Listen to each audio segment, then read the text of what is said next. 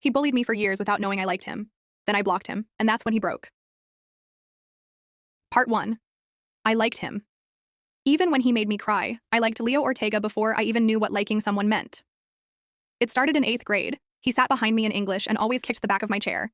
He'd tease me when I read aloud, tug on my ponytail, steal my pens, classic annoying boy stuff. I laughed it off, thinking it was harmless. It wasn't. By high school, the teasing turned cruel. He called me names in the hallway, told people I was obsessed with him just because I looked at him once too long. He told everyone I was weird, that I stared, that I was creepy. And maybe I was. I had a crush on him. A stupid, hopeless crush on a boy who only ever made me feel like I wasn't enough. But even after he threw my lunch tray on the floor sophomore year and laughed when I cried, I still liked him. And I hated myself for it. Part 2. I still saved his number. By senior year, I had perfected the art of pretending he didn't exist. He stopped being loud about it, stopped pushing me around in front of people, but the damage was done. I avoided eye contact, avoided his friends, avoided hoping. But I still knew when he changed his haircut. I still knew his favorite drink from the vending machine. I still saved his number in my phone even though he never gave it to me. I got it from a group project file. I never used it. I just stared at it sometimes, like a sickness.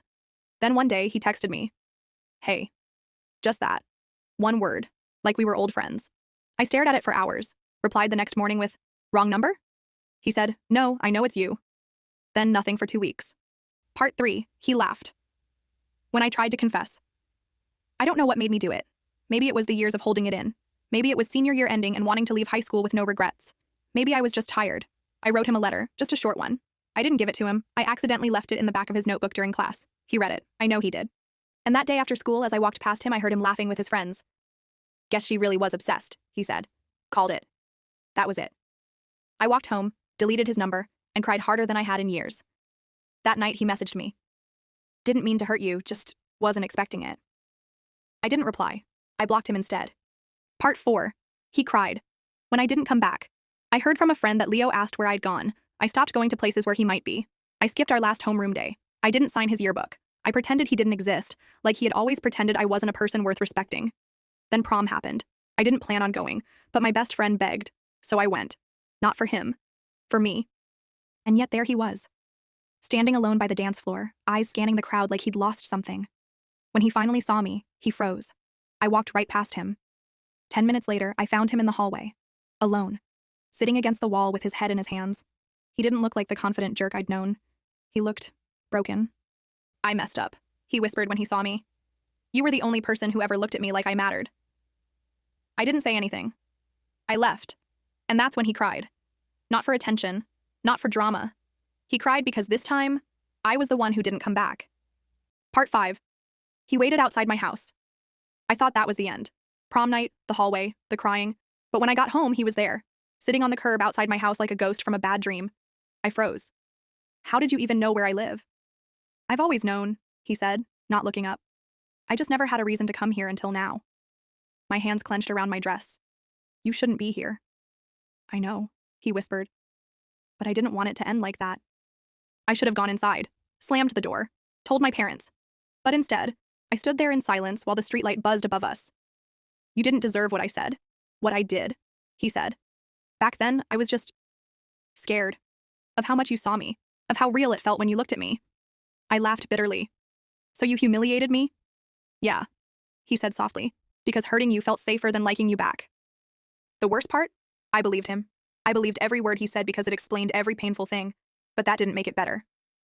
I liked you, Leo, I said. You knew, and you used it to break me. He looked up finally. His eyes were red, not from crying now, but from guilt.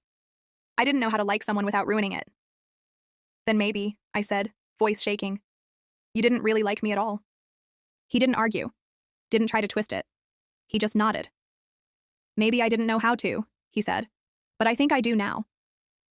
That was the moment I realized he wasn't asking for a second chance. He was offering one, to me, like I was the one who needed to decide if the ending had already been written. I turned to go inside. Good night, Leo. And this time I meant it. I didn't slam the door, but I didn't look back either. Part 6. He messaged me the next day.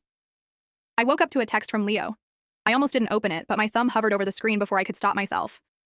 I'm sorry for everything. I've been an idiot. I stared at it for a long time, unsure if I should even reply. He'd hurt me. Badly. Yet, there was a part of me that still wanted to hear him say it, really say it. Not just with a text, but with his actions, with his heart. But I couldn't just forgive him. Not yet. I took a deep breath and typed, "You can't just say sorry and expect it to be okay." He replied almost immediately, "I know. I'm not asking for forgiveness. I'm just asking for a chance to prove that I've changed." I didn't know how to respond to that. The old me wanted to jump in, to give him another shot, to make everything feel right again. But the new me, hurt and cautious, was telling me to stay away. He had caused too much damage. The next few days felt like a blur. Leo kept texting, but each message was carefully worded, like he was trying to build a bridge back to me. I ignored most of them. But one day I bumped into him at the mall. He was standing by the coffee shop looking like he was waiting for someone. When our eyes met, I could see the hesitation in his posture. He didn't move, but his lips parted like he was going to speak. I walked toward him, and he swallowed hard.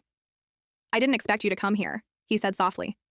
"Yeah, well, I didn't expect to run into you either," I replied, trying to keep my tone neutral. But there was something in the air, something between us that I couldn't ignore anymore. He stepped closer, almost pleading with his eyes. "I'm really sorry, and I'm willing to show you I can be the person you deserve." I looked at him for a long time before answering. "Prove it." Part 7. He kept his promise. After that day, Leo did exactly what he said. He didn't bombard me with messages. He didn't rush me. He let his actions speak for him. He showed up at school with a coffee in hand, not because I told him I liked it, but because he remembered from our brief conversation 2 years ago. He asked me if I wanted to study together. No expectations, no pressure. Just quiet, comfortable moments where he wasn't trying to be something he wasn't. We took things slow. He was patient, understanding when I needed space, but always there when I wanted company. He became the friend I needed before he could ever be anything else. And I began to see him differently.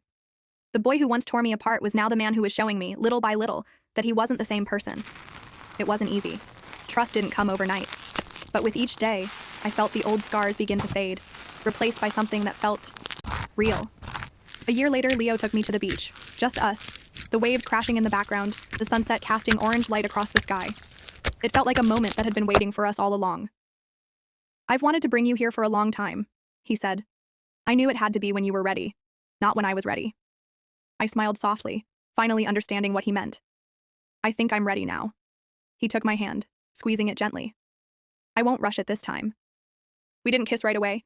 We didn't need to. We had years to make up for, years where we didn't talk, years where we were too scared to really face each other. But that day, I knew we were starting something new. Something built on honesty, on trust, and on time. "I think we're finally getting it right," I said, laughing quietly. Leo looked at me, his eyes full of everything I'd wanted to see all those years ago. "Yeah," he said, his voice steady. "We are."